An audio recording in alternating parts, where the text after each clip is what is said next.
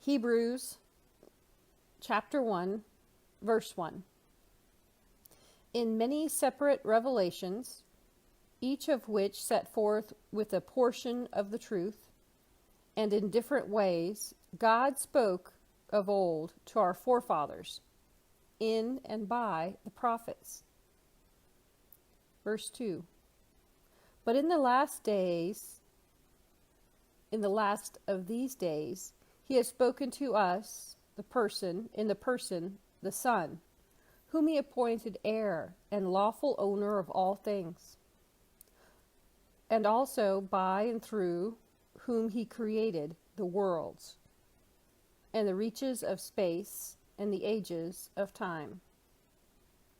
He made, he produced, he built, he operated and arranged them in order. He, being Jesus, is the sole expression of the glory of God, the light being, the outrain or radiance of the divine.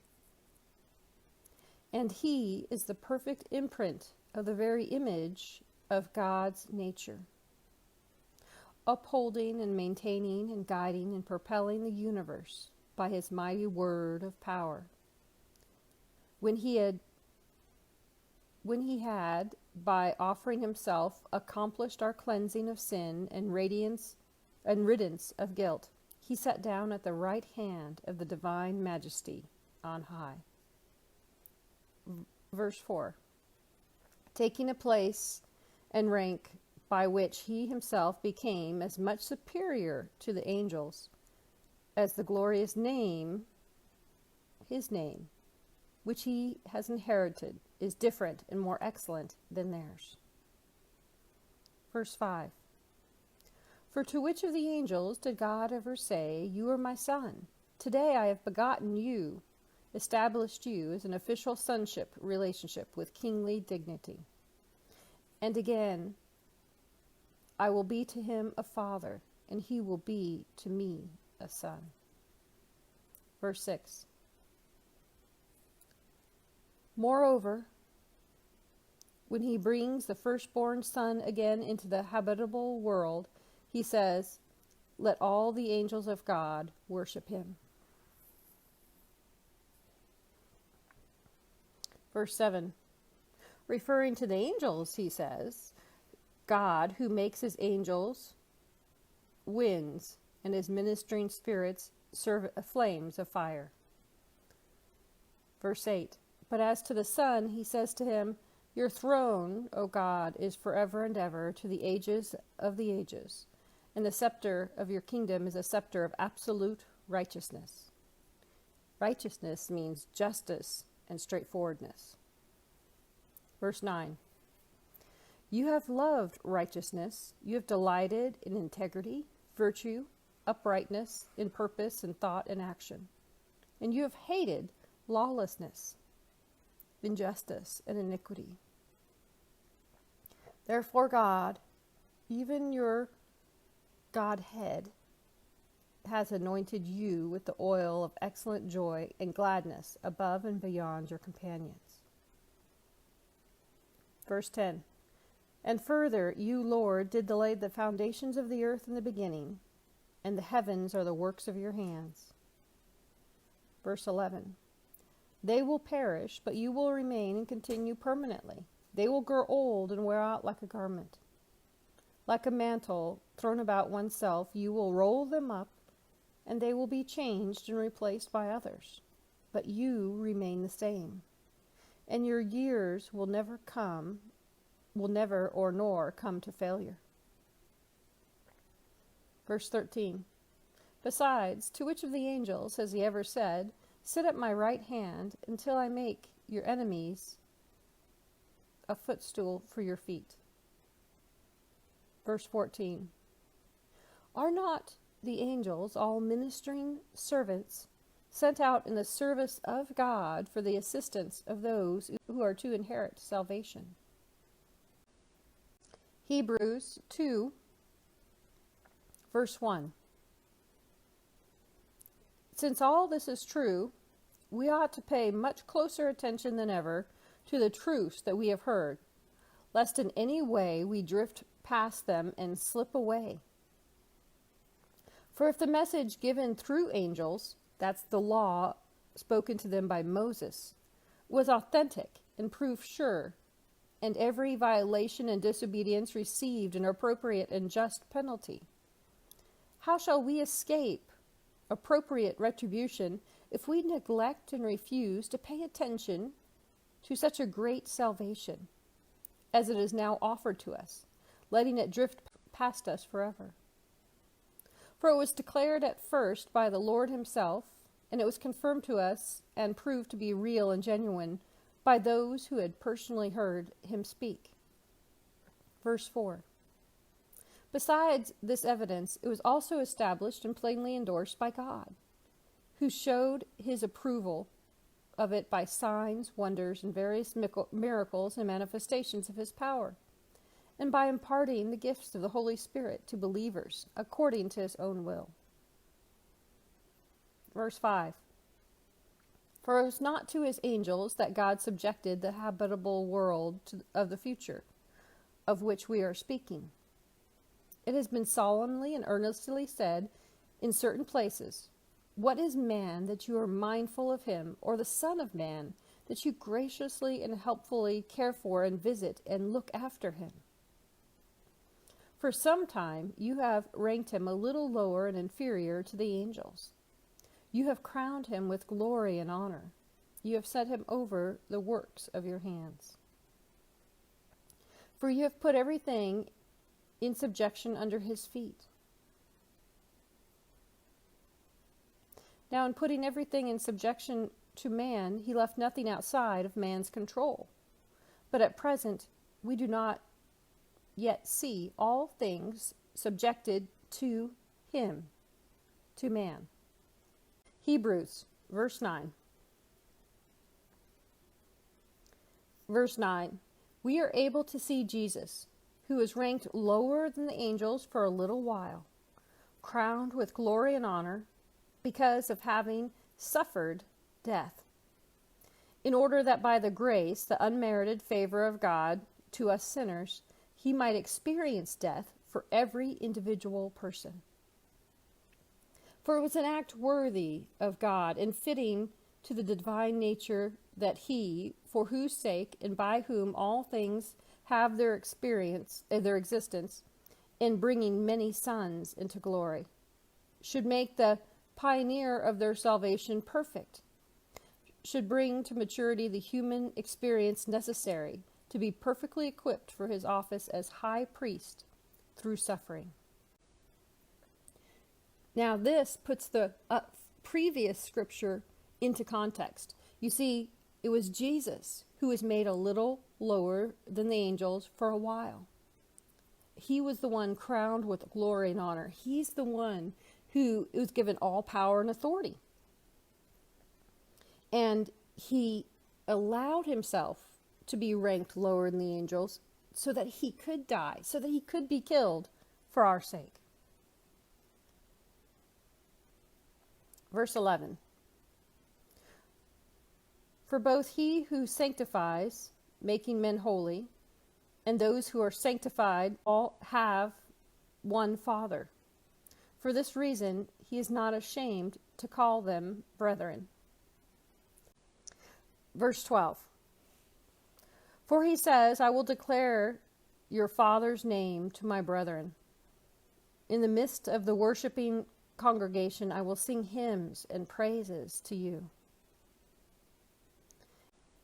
And again he says, my trust and assured reliance, confidence, and hope shall be fixed in him. And yet again, here I am, I and the children whom God has given me. Verse 14. Since therefore these his children share in flesh and blood, in the physical nature of human beings, he himself in a similar manner partook of the same nature, that by going through death he might bring to naught and make of no effect him who had the power of death, that is, the devil. And also that he might deliver and completely set free all those who through the haunting fear of death were held in bondage throughout the whole course of their lives. For, as we know, he, Christ, did not take hold of the angels, the fallen angels, to give them a helping and delivering hand. But he did take hold of the fallen descendants of Abraham, to reach out to help them and give them a delivering hand. So it is evident that it is essential that he made like his brethren in every respect, in order that he might become a merciful, a sympathetic, and faithful high priest in the things related to God, to make atonement and propitiation for the people's sin. For because he himself in his humanity has suffered in being tempted, being tested and tried, he is able immediately to run to the cry of and assist and relieve those who are being tempted and tested and tried. So Hebrews 3, verse 1. So then, brethren, consecrated and set apart for God, who share in the heavenly calling, thoughtfully and attentively consider Jesus, the apostle, the high priest, whom we confessed as ours when we embraced the Christian faith. Verse 2. See how faithful he was to him who appointed him, the apostle, the high priest, Jesus, as Moses was also faithful in all the whole house of God. Yet Jesus has been considered worthy of much greater honor and glory than Moses, just as the builder of the house has more honor than the house itself. Verse 4. For of course every house is built and furnished by someone, but the builder of all things and the furnisher of the entire equipment of all things is God. And Moses certainly was faithful in the administration of all of God's house, but it was only as a ministering servant. In his entire ministry, he was but a testimony to the things which were to be spoken, the revelations to be given afterward in Christ. Verse 6. But Christ, the Messiah, was faithful over all his own Father's house, as a son and a master of it. And it is we who are now members of this house, if we hold fast and firm to the end, and are joyful and exultant in confidence and sense of triumph in our hope is Christ. Verse 12. Therefore, beware, brethren, take care, lest there be any one of you a wicked, unbelieving heart, which refuses to cleave to, trust in, and rely on him, leading you to turn away and desert or stand aloof from the living God. But instead warn, admonish, urge, and encourage one another every day, as long as it's called today, that none of you may be hardened, be settled into rebellion by the deceitfulness of sin, by the fraudulence and stratagem and trickery, which the delusive glamour of this sin may play upon man. For we have become fellows with Christ, the Messiah, and share in all he has for us, if only we hold our first newborn confidence and original assurance, expectation, in virtue in which we are believers, firm and unshaken to the end. Look at that. You see, we were told, many of us, when we took Jesus as Lord, that was all there was to do. But here we see that there's a rest to enter into, that Moses led Israel and many died along the way, and they experienced God's wrath instead of rest. We know that we're coming quickly to a time when many Christians believe that there will be something called a rapture or a catching away, that there is an escape from God's wrath that is coming. But did you know there's a requirement for it? We must know God's ways. We must become progressively and better and more acquainted with them and with God.